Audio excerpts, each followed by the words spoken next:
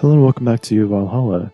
In the last episode, Virgilio and Art stopped by the bar, and we learned more about Virgilio's character. In fact, we learned that his character is a character. His real personality is something that we're not quite sure about, but the, bombastic, superfluous portrayal of himself is a caricature and one that he uses to disguise himself for reasons we have yet to find out. So, yeah, let's jump right into today's episode. Things are pretty quiet outside.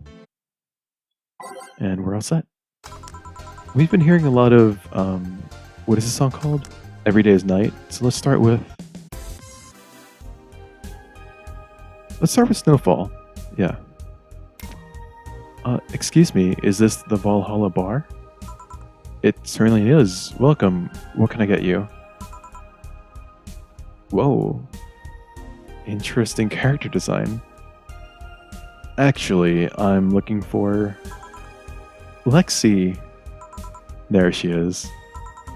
I'm looking for some stuff. I'll be with you in a second. Don't worry, I'll just have a drink in the meantime. So, you're Jill. You know me? I've been keeping in touch with Dana ever since she left Neo San Francisco.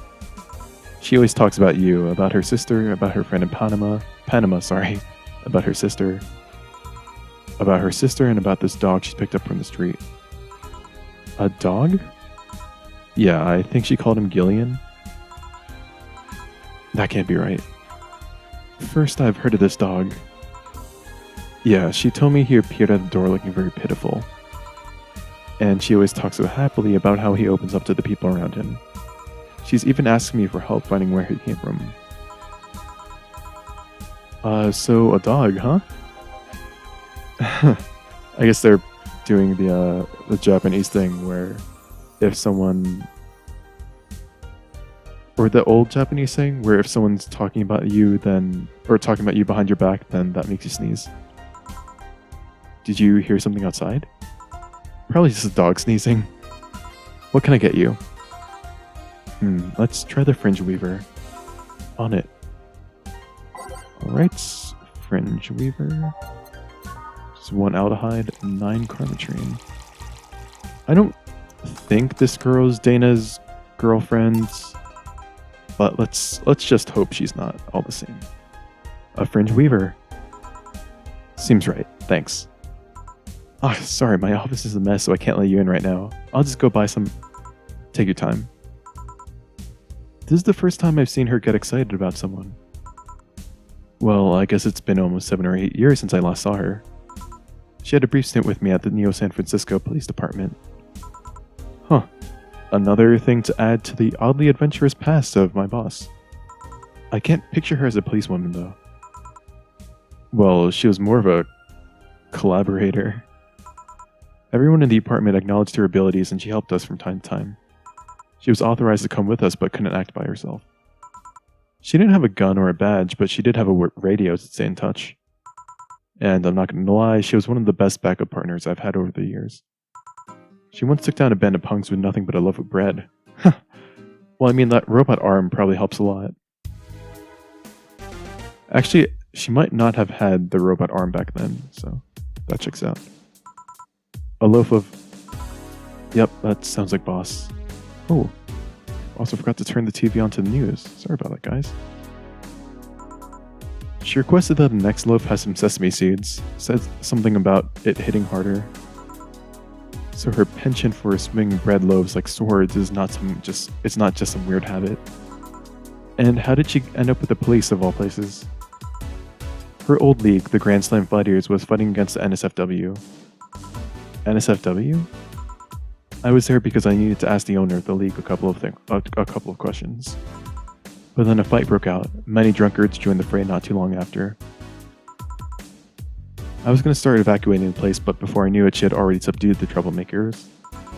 I asked for help with the rest of the case, and one thing led to another. Oh. I was afraid that she might have become involved as an alternative to jail time. Nah, she's not that kind of girl. So you came all the way here for a visit? I'm in the middle of some investigations, actually.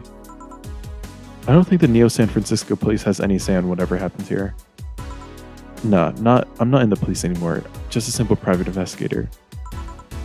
If you came all the way here on a case, you can't just be a simple private investigator. Fair enough. You wouldn't by chance have heard about a group called the Swap Spiders, would you? It's the first I've heard of that name, sorry. Don't worry. Say, let's try this. Sugar Rush. Sure. Okay, so her and Dana definitely have a past. But yeah, I don't think they're romantically involved, so that's good for us. Here. Yeah, this is what I've heard about. You know, alright, fuck it. Let's just hit a bar and chill. Boss, you own a bar. Doctors don't diagnose themselves, Jill. I guess you're right. Wait, is she? Calm down. You don't need to overdo it. We're not dating anymore.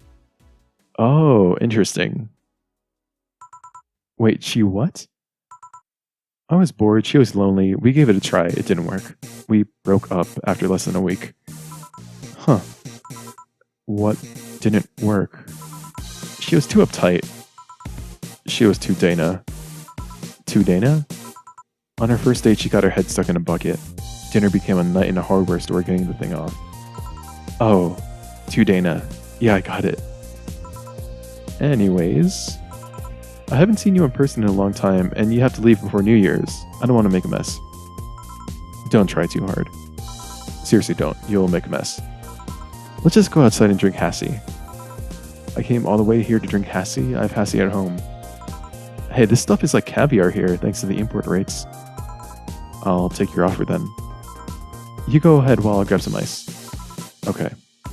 A pleasure to meet you, Jill. Please come again. Hey, boss? Yes? Lexi said something that got me thinking. The relationship? No, Actually, you got me curious. Do you swing that way, boss? Cuteness knows no boundaries. That's funny because I have a very similar principle. Yeah, let's go. Every day is night. Yeah, okay, Dana. I'm the same way. Right. Anyway, what got me thinking is that she thinks Gil's a dog. She does? Yeah, when you talk about him, she thinks you're talking about a dog. Gil's patrolling nearby with Nacho and the other dog. This'll be fun. Just don't overdo it. Feeling lonely? That voice. Who is this? And why did the TV go out of signal just now? She looks familiar. Hey Joe, long time no see. Really long time no see. Seriously, it feels like it's been over a year since I last saw you. Was she in the first episode? I remember seeing like a really weird girl that never came back. That might be her. I was planning on visiting you last week, but things were pretty heavy back then. So I just waited in the background until the tension wore off a bit. Earth to Joe, I'm talking to you here. If I ignore her, she'll leave. I'm not an unfathomable sense of dread. You can't just ignore me, you know. Juliana Stingray, I'm talking to you. Calm down, don't fall for her taunts. How did she know my full name, though? Her name is Julian Stingray? Or Julianne Stingray? That's kind of cool. I thought your full name was Julianne Natalie Stingray? Or did you legally remove the Natalie? Never mind that. Is she reading my thoughts? Yeah, I mean, they're kind of written in the middle of the screen.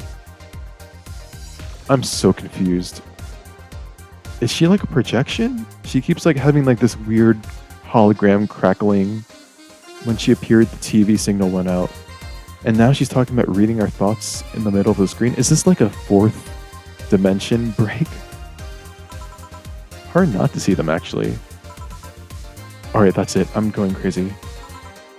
That's such a self-centered way to see the world. You assume that you're crazy because you can't accept that this world could be weirder than you think. Guys, please don't tell me this is gonna get meta. And this is like a fourth dimension break. That'd be so trippy. I think that's what's going on though. She's talking about the dialogue that's in her head. This world is amazing because of the things you just can't explain. And just because only you experience something doesn't mean it's a lie or that you're crazy. I mean, just look at ASMR.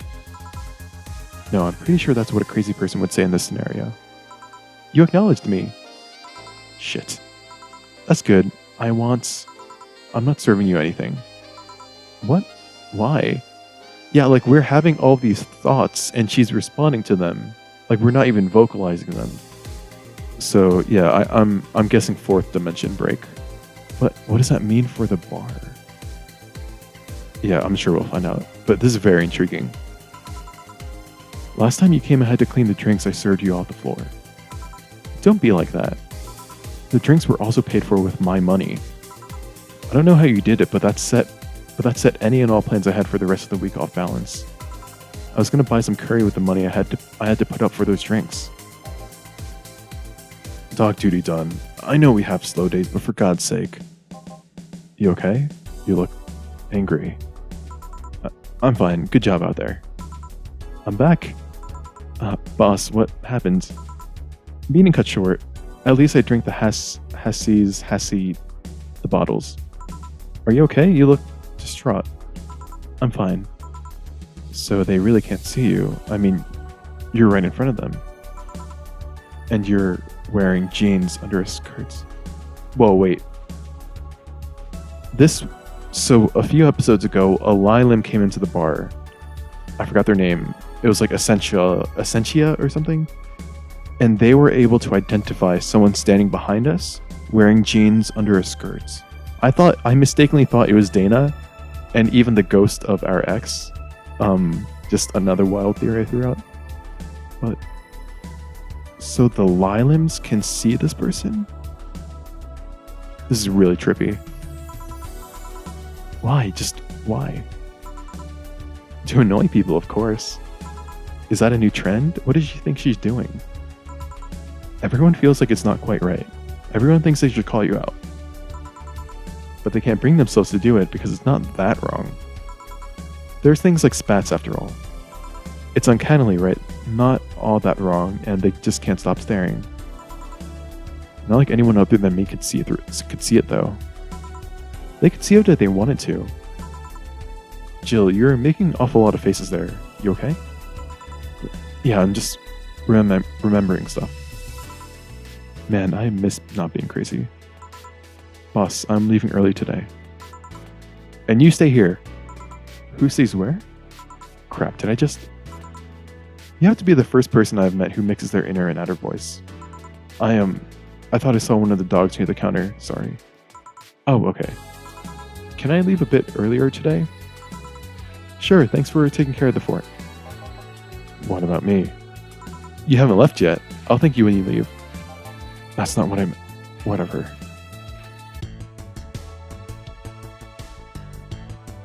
This is progressing in a really strange way. So we essentially have this entity that can break what I'm assuming what she did to us was breaking the fourth dimension, seeing our thoughts. And it's not the reason why I say she's breaking the fourth dimension and she's not just reading our thoughts is because she can say she can read our thoughts on the screen, which is really trippy. And only Lilim can see her, but other people could see her if they wanted to, apparently. This story just got really, really interesting. I mean, it was always interesting, but this is like an extra, like, world expansion, like a huge gameplay change. So we'll see if that gets, expanded upon in later episodes. Yeah, we'll leave it here today, and in the next episode, we'll get right back to work. So until then, thanks so much for watching, and I'll see you then.